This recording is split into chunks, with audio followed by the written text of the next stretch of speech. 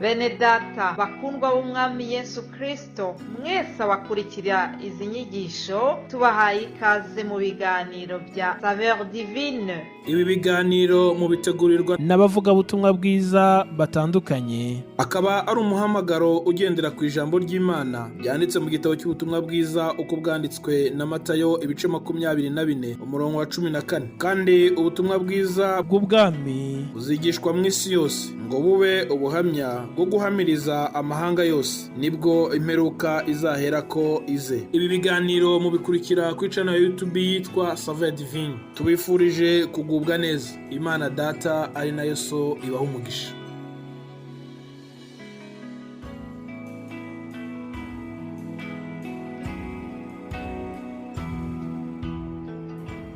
Yesu ashimwe bakundwa nshuti bene data mukurikira iki kiganiro Saveur Divine mu rurimi rw'ikinyarwanda n'ikirundi.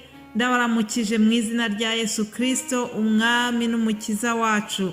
Amahoro ya Kristo nabane namwe aho muherereye hose, mwebwe n'abanyu ndabaramukije n'umunezero mwinshi. Nzi neza yuko bamwe mutunguwe kuko ntabwo twari tumenyereye kubana kuri uyu munsi wo kuwa gatanu. Mu bisanzwe munyumva mu kiganiro cyo kuwa mbere, ariko byabaye byiza yuko nanjye ndangiza iki cyumweru mu rurimi rw'ikinyarwanda. Byose ni amahoro, Imana ishimwe cyane. Turayishimira rero kuko yabanye natwe ikaturinda muri iki cyumweru gishize. Twaganiriye ku ijambo ryo kwizera. Twabonye yuko ukwizera, kwizera umwami Yesu biradukiza mu bugingo, bikadukiza no mu mubiri. Twabonye abantu banyuranye bagiye bakira mu buryo bw'umubiri, ariko ngo Yesu akabakiza n'ibyaha byabo. Iri jambo rero ryo kwizera niryo tumazeho igihe, uyu munsi turarirangiza. Nongere mbibutse yuko intumwa za Yesu zagendanye nawe zikamubona akora ibitangaza, nubwo zagize uwo mugisha ntabwo zagize ukwizera guhagije igihe cyose. Reka mbibutse yuko wa wundi Toma, ubwo Yesu yazukaga ntabwo yigeze yemera yuko yazutse. Barabimubwiye ngo arashidikanya, nubwo Yesu yari yabibabwiye kenshi yuko azapfa akanazuka. Ariko amaze kumenya inkuru y'umuzuko ngo yaravuze ngo nintabona inkovu zo mu biganza bye ntabwo ndi bwizere yuko yazutse. Imana idufashe, Imana itwongerere kwizera. Abigishwa igihe kimwe bibwiriye Yesu baramusaba bati nyamuneka twongerere kwizera. Imana idufashe, Imana iduhe kwizera kwinshi. Jambo ry'Imana mu Baheburayo 11:6 hatubwira ko ngo utizera ntashobora kunezeza Imana. Ndakwifuriza kugira ngo wowe wumva ibi biganiro bya Saveur Divine, wowe wagize umugisha wo kumva izi nyigisho, birashoboka ko wazikurikiye iyi cyumweru cyose. Ndakwifuriza kugira ngo Umwuka Wera yongere ukwizera muri wowe. Reka rero dusome irindi jambo turangiza kino cyumweru. Turasoma inkuru tubona muri Mariko, ubutumwa bwiza uko bwanditswe na Mariko igice cya 5 duhereye ku murongo wa 25. Reka dusome mu izina rya Yesu. Ngo nuko hariho umugore wari mu mugongo wari ubimaranye imyaka 12, ababazwa n'abavuzi cyane, benshi bagerageza kumukiza, bamumarisha ibintu bye byose, abitangamo ingemu, ariko ntibagira icyo bamumarira, ahubwo arushaho kurwara. Yumvise ibya Yesu araza aca mu bantu, amuturuka inyuma akora ku mwenda we, kuko yari yibwiye ati ninkora imyenda ye gusa ndakira. uwo mwanya isoko y'amaraso irakama, amenya mu mubiri we yuko akize cya cyago. Yesu nawe yiyumvamo ko ubushobozi bumugabanutsemo, ahindukira abyigana n'abantu, arababaza ati, ninde ukoze umwenda wanjye? Abigishwa be baramusubiza bati, ese ye, abantu barakubyiga nawe ukagira ngo ninde unkozeho? Abararanganyamo amaso agira ngo abone umukozeho. Uwo mugore aratinya, ahinda umushyitsi kuko azi ikimubayeho. Araza amwikubita imbere, amubwira iby'ukuri byose. Aramubwira ati, mwana wanjye, kwizera kwawe kuragukijije, wigendera amahoro, ukire rwose icyago cyawe. Imana ishimwe.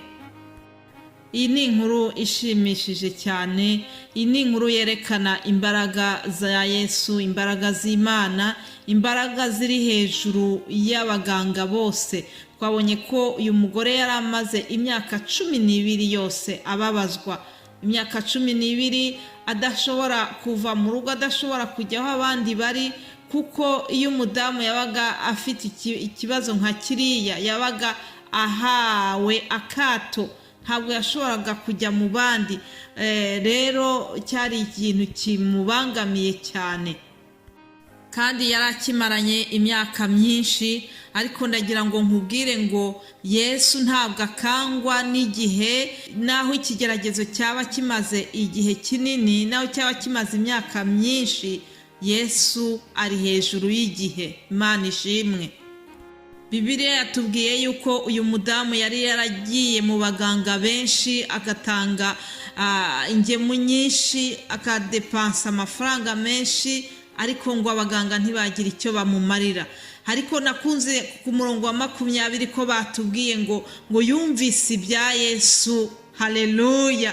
Icyama nawe ukumva ibya Yesu.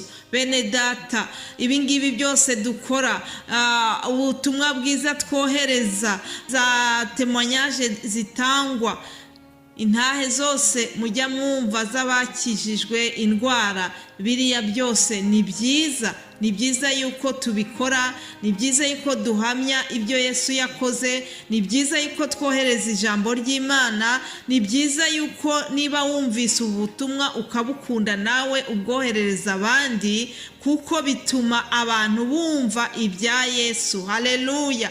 Uyu mudamu ngo yumvise ibya Yesu, nuko ngo araza, amaze kubyumva byamuteye kwizera. Hari ikintu byaremye muri we, ngo bituma yibwira ati, ninkora ku myenda ye gusa ndakira.